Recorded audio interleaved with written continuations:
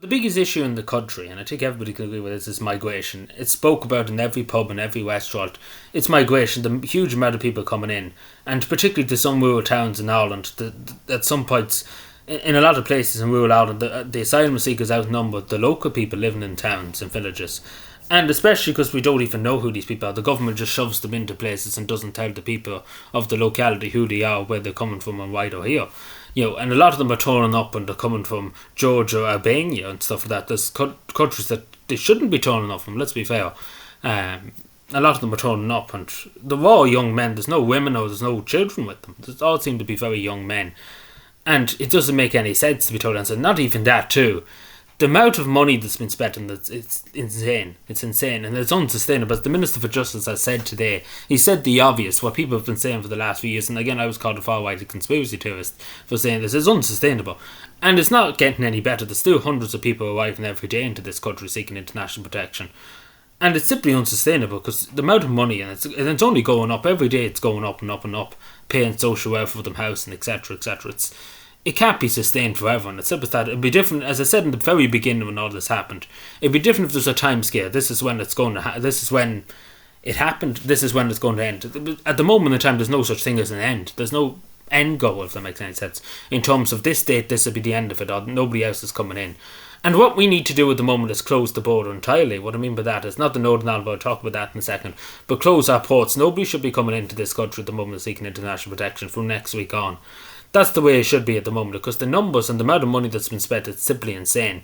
And the whole system of the Irish state cannot cope in the processing of these people into the country. Simple as that, it simply cannot cope. The numbers of people coming in is simply insane. It's never been seen in the history of the state. And the population has grown so rapidly. In the last few years, it's grown by 7%, nearly 8%. And that's, for a small country like Ireland, it's huge. Like for Germany and for France and some other big countries, like that's nothing. But compared to Ireland is such a small country. It's a huge increase in the population. And not to mention all the resources and stuff that were already stretched the limit before these people even arrived. They stretched the limit surely now. But anyway, the Minister for Justice is claiming too that 87% pretty much come in from Northern Ireland, from Belfast. They fly into Belfast or they come in on a boat to Belfast. But long story short, I don't believe that. I generally don't believe the Justice Minister, to be totally honest. It's probably only about maybe 10%, 20% maybe at most. I hardly doubt it's 87%. I hardly doubt it. They're all flying into Dublin Airport. Because this country is the soft when it comes to migration. We just let anybody in. We kind of... You look at their passport and then we don't even ask any questions. So that's really the way it's going in this country. But yeah, long story short, that's what the government are saying. But as the Minister for Justice has said himself, it's simply unsustainable and needs to be brought down and does need to be brought down. The only way to really do it is to stop it. Stop anybody coming in at all until we sort out this whole issue. And what I'm trying to say is we close the border for 3 or 4 years and not let anybody in whatsoever. Not one person in. We let tourists in, of course.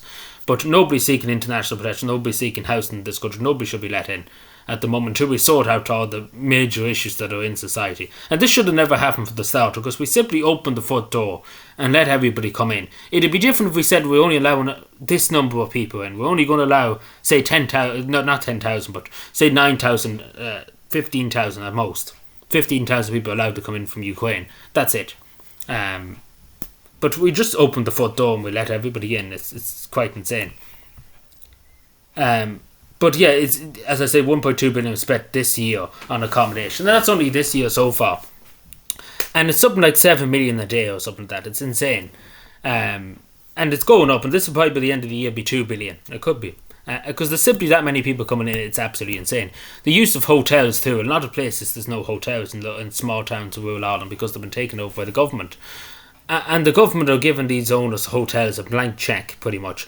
There's some hotel owners, there's ones in Monaghan, they're up above me in Cavan, and they're making insane amount of money. Like, it's nearly money laundering I would accuse the government of, because it is money laundering. There's no doubt about it. Like, there's insane amount of money, millions upon millions of euro going into these people's bank accounts to house refugees. It is money laundering. Like, regardless of what anybody says, there's money laundering. Like, there's hundreds of millions of euro going to them. But it's simply unacceptable. And it's unacceptable for the majority of Irish people too, that so many people are coming in when the country's already strained. We see so many young Irish people can't buy a house, can't rent a house, and then these people can come in, and they're given priority pretty much at the state. It doesn't make much sense. But long story short, that's the whole country for you. But as I say, insane numbers of people are coming to this country. Just even Ukraine, for example, it's about 200,000, so they're a bit probably off here, because it is about 200,000 or so.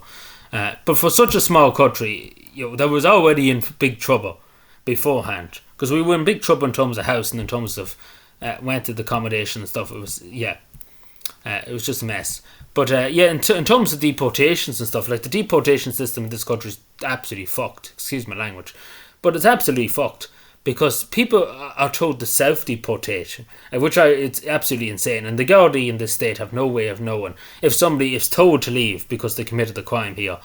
The Gardaí have no way to figure out that that person leaves the state or they're still in the state. It's all a joke. And the whole system needs to be reduced. And the whole system, as he says, is 40% reduced. But we need 100% reducing at this stage. Deportation orders, yeah. But what I'm trying to say, there should be hundreds of deportations every day nearly at this stage. Because the system is so backlogged, and the people that got in, they should never have got in. There's people that literally come into this country that have criminal records who were wanted for murder in some cases in other countries, and they came into the country. It doesn't make any sense how some of these people got in. And then there's some people that commit crimes in this country and they're still in the state. It doesn't make any sense. Because the asylum sequence, it's just a mess. But it's insane. And it needs to be put a stop to. It really, really does, because it's gone on for too long. And as I say, it's unsustainable. Like, either the country goes bankrupt, because it will go up, but like it's 1.2 billion today. Next week it could be 2 billion. Then in a few weeks' time it could be 3, 4 billion, 5 billion, and then it's out of control, because it is out of control. And that's not including all the money that's spent in social welfare and giving them medical cards, etc., free public transport, etc. It's an insane amount of money. Like when you add it all up for the year, maybe free medical cards, it could be 5 billion, 6 billion a year. And that's simply unsustainable. For any country, for some small country like us, it's very unsustainable to be wasting 6 billion on people that we don't even know. It doesn't make any sense. Why our own people suffer, it doesn't make any sense. And it might sound far right or racist to people, but it's simply the truth, and we have to sit there and talk truth, because it's simply unsustainable. And I say to people who say, everybody should take in refugees, etc., etc., the people who say that, the majority of people don't put people into their houses. It doesn't make any sense. The same with the ministers and government TDs. You ask them how many refugees they have in their house, they say none, even though they could well afford 100,000 or so a year. But yeah, let me know what you think, because it is just a mess. The whole asylum seeking system is just a mess. So let me know what you think. Do you agree with the Minister for Justice? Because I don't agree that it's 87. I find it hard to believe that it is 87. Like, I think the majority of people are coming into Dublin Airport, to be totally honest. It could be true. It could be true, don't get me wrong. But I don't think it could be higher. Might be maybe 50. Maybe. That's a guess. But I suppose we don't know, and I suppose I couldn't trust them as far as I control them too. Anyway, let me know what you think, subscribe more, and bye.